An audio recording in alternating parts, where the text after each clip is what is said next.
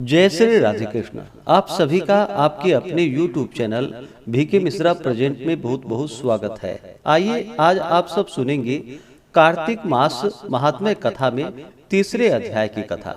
अब तक पिछले अध्यायों का कथा आपने नहीं सुना हो तो चैनल पे प्लेलिस्ट बनाया गया है, आप वहां से पिछले अध्यायों का कथा श्रवण कर सकते हैं।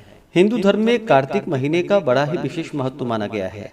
कार्तिक के महीने में प्रत्येक दिन सुबह ब्रह्म मुहूर्त में गंगा स्नान करना, इस दौरान भगवान विष्णु का पूजन करना, माता लक्ष्मी, भगवान श्री कृष्ण और तुलसी माता की पूजा करने का विशेष महत्व माना गया है।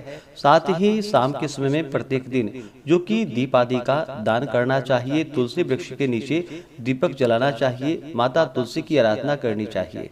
इससे भगवान विष्णु की कृपा से व्यक्ति के सभी प्रकार के पाप और ताप नष्ट होते हैं। तो आइए सुनते हैं कार्तिक मास महात्म्य कथा में तीसरे अध्याय की कथा।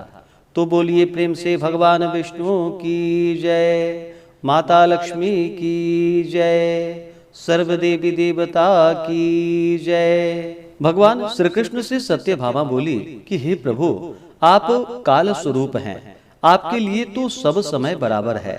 तब कार्तिक मासों में कैसे श्रेष्ठ माना गया? इसी तरह सब तिथियों में एकादशी तथा सब मासों में कार्तिक मास आपको प्रिय क्यों है? हे प्रभु, इसका क्या कारण है, उसे कहिए। भगवान श्री कृष्ण बोले कि हे प्रिय, तुमने बहुत ही ठीक प्रश्न किया है। इस विषय में मैं महाराज वेणु के पुत्र पृथु का वृतांत कहता हूँ, एकाग्र मन से सुनो। पूर्व समय में एक बार नारद जी से राजा पृथु ने पूछा था और सर्वज्ञ नारद ने कार्तिक मास की महिमा बतलाई थी। नारद जी ने कहा, पूर्व काल में त्रिलोकों को मथ डालने में सामर्थ्य शंखासुर नामक समुद्र का पुत्र उत्पन्न हुआ। शंखासुर ने अपने पौरुष से स्वर्गलोक के देवताओं को परास्त कर दिया और इंद्रादिक लोकपाल के अधिकार अपने अधीन कर लिया। शंखासुर से भयभीत होकर सभी देवता अपनी स्त्री और कुटुंब के साथ सुमेरु पर्वत की कंदरा में बहुत काल तक रहे। जब देवता आनंद से सुमेरु पर्वत की गुफा में रहने लगे, तब उस राक्षस ने सोचा कि यद्यपि मैंने समस्त देवताओं को जीत लिया है, फिर भी ये लोग बलवान ही दिखाई पड़ते हैं, तो अब कौन उपाय करे? हाँ, अब मुझे ज्ञात हो गया है कि देवता वेद मंत्रों से बलि हो रहे हैं। यदि उन वेदों का ही हरण कर लिया जाए तो देवता अपने आप ही निर्बल हो जाएंगे। ऐसा सोचकर शंखासुर भगवान को सोया हुआ देखकर सत्यलोक से वेदों को चुराने के लिए गया। जब वह हरण कर रहा था, उसी समय बीजों के साथ साथ यज्ञ मंत्र उसके डर से जल में छिप गए। तब यज्ञ मंत्रों को खोजता हुआ शंखासुर समुद्र के भीतर विचरने लगा, किंतु चिरकाल तक खोजने पर भी वेद मंत्रों को एकत्र कहीं उसने नहीं पाया। उधर ब्रह्मा जी पूजा की सब सामग्री तथा उपहार लेकर समस्त देवताओं के साथ वैकुंठ में विष्णु भगवान की शरण में गए। विष्णु जी को जगाने के लिए ब्रह्मा गाने बजाने और धूप गंधादि से पूजन करने लगे। ब्रह्मा की आराधना से प्रसन्न होकर भगवान जाग गए। तब उन देवताओं ने हजारों सूर्य की तरह तेजस्वी विष्णु भगवान के दर्शन किए। तदंतर उन्होंने विविध सामग्री से विष्णु भगवान की पूजा और साष्टांग प्रणाम किया। इससे प्रसन्न होकर विष्णु भगवान बोले, मैं आप सज्जनों के कीर्तन और मंगल गान से अति प्रसन्न हूँ। तुम लोग अभिष्ट वर को मांगो, मैं अवश्य दूंगा। इस क्वार शुक्ल पक्ष की एकादशी तिथि से ही हरि प्रबोधनी एकादशी तक जो प्राणी ब्रह्म मुहूर्त में तुम लोगों की भांति कीर्तन तथा मंगल गान करेंगे, वे सब हमारे परम प्रिय होंगे और सदा हमारे समीप निवास करेंगे। जो पाद्य, अर्घ्य और आचमनीय आदि सब सामग्री तुम लोग हमारे लिए एकत्र किए हो, वे सब अनगिनत गुण वाली होंगी। हमको तुम्हारे क्लेश की बात ज्ञात हो गई है। शंखासुर वेदों को हर ले गया है, वे सब इस समय समुद्र में हैं। अतएव मैं दुष्ट शंखासुर को मारकर उन वेदों को शीघ्र ही ले आऊंगा। अब से वेद हर साल मंत्र तथा बीजों के साथ कार्तिक से जल में निमग्न रहा करेंगे। मैं आज से जल में रहूंगा और आप लोग भी ऋषियों सहित मेरे साथ आइए। इन दिनों जो प्राणी प्रातः स्नान करेंगे वे यज्ञांत में किए स्नान के फल के भागी होंगे। हे देवेंद्र, जो कार्तिक व्रत किया करे उनको तुम मेरे लोक में पहुंचा दिया करो। हे देवराज, तुम सदा उन प्राणियों को सब आपत्तियों से बचाना। तुम उन्हें पुत्र पौत्रादि संतति देते रहना, क्योंकि कार्तिक व्रती हमारा रूप धारण करके जीवन मुक्त हो जाता है। जन्म से मरण पर्यंत विधि पूर्वक जिसने यह व्रत किया है वह आप लोगों को ही मान्य है और हमको परम प्रिय है। विधि पूर्वक करने से ये दोनों व्रत जिस प्रकार प्राणी को मेरे समीप पहुंचाते हैं, वैसे कोई व्रत और कोई यज्ञ भी नहीं पहुंचा सकते। तो बोलिए प्रेम से भगवान विष्णु की जय। इस प्रकार से कार्तिक मास महात्म्य में तीसरे अध्याय की कथा पूर्ण हुई। इसके आगे की कथा जो कि आप अगले अध्याय में सुनेंगे। अब सुनते हैं कार्तिक मास में तुलसी महात्म्य की कथा। तो बोलिए प्रेम से माता तुलसी की जय। कथा के अनुसार विष्णु कांची नगरी में कनक नाम का एक संतानहीन धनाढ़ क्षत्रिय रहता था। अनेक व्रतों को करने के बाद उसके यहाँ एक सुंदर कन्या ने जन्म लिया। कनक ने उसका नाम किशोरी रखा। एक दिन एक ज्योतिषी ने उसकी कुंडली देखकर कनक से कहा कि इसका पानी ग्रहण करने वाला मंडप में ही वज्रपात से मर जाएगा। यह सुनकर कनक बहुत दुखी हुए और उन्होंने कन्या का विवाह ही न करने का निश्चय किया।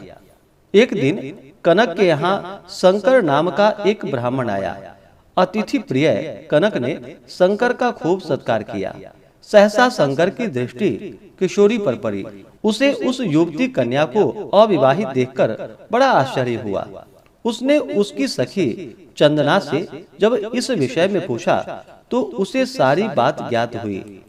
कनक के आतिथ्य और किशोरी के शील स्वभाव से प्रसन्न होकर शंकर ने कनक से कहा कि मैं तुम्हारी पुत्री को भगवान विष्णु का द्वादशाक्षर मंत्र ओम नमो भगवते वासुदेवाय बताए देता हूँ।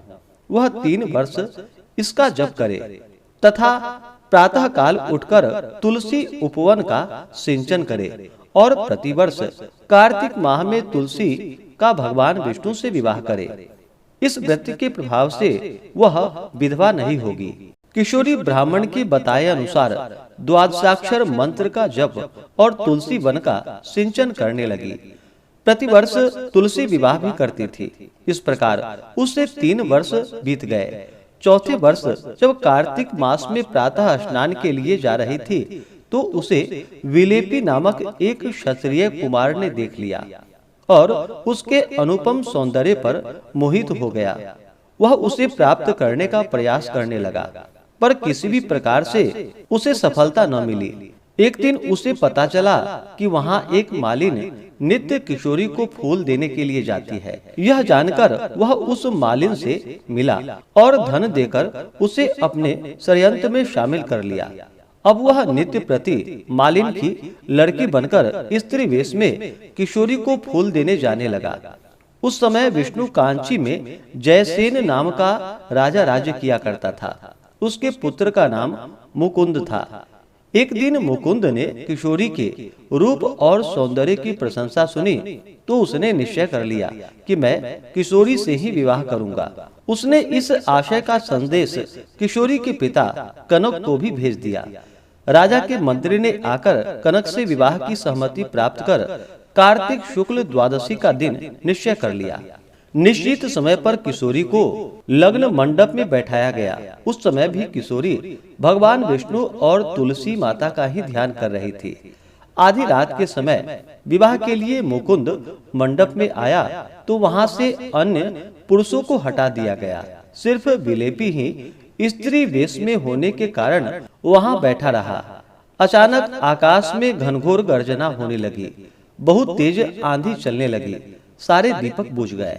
बिजली चमकने लगी। उसी समय विलेपी ने अवसर देखकर जैसे ही किशोरी के हाथ को स्पर्श किया, वैसे ही आकाश से वज्रपात हुआ और विलेपी काल कवलित हो गया, यानी कि मर गया। उसके मरते ही सब कुछ शांत हो गया। पुनः सब व्यवस्था हुई। मुकुंद और किशोरी को सकुशल देख सब लोग प्रसन्न हो गए। प्रसन्नता पूर्वक कनक ने किशोरी का मुकुंद के हाथ में हाथ दे दिया और इस प्रकार तुलसी व्रत के प्रभाव से वैधव्य योग की समाप्ति हो गई और किशोरी राजरानी बन गई। तो बोलिए प्रेम से माता तुलसी की जय, भगवान विष्णु की जय, माता लक्ष्मी की जय, सर्व देवी देवता की जय। तो आशा करता हूँ कि यह जानकारी आपको अच्छा लगा हो। इसी प्रकार से ज्ञानवर्धक जानकारियाँ प्राप्त करते रहने के लिए, व्रत पूजा के बारे में जानने के लिए, कथा को सुनने के लिए चैनल पे अगर आप पहली बार आए हैं तो चैनल को लाल बटन दबा करके सब्सक्राइब करें, साथ में बेल आइकन घंटी को दबाएं ताकि आने वाली वीडियो का नोटिफिकेशन आपको समय से मिलता रहे। वीडियो को लाइक करें, शेयर करें। सुखी रहें और स्वस्थ रहें। जय श्री राधे कृष्ण। धन्यवाद।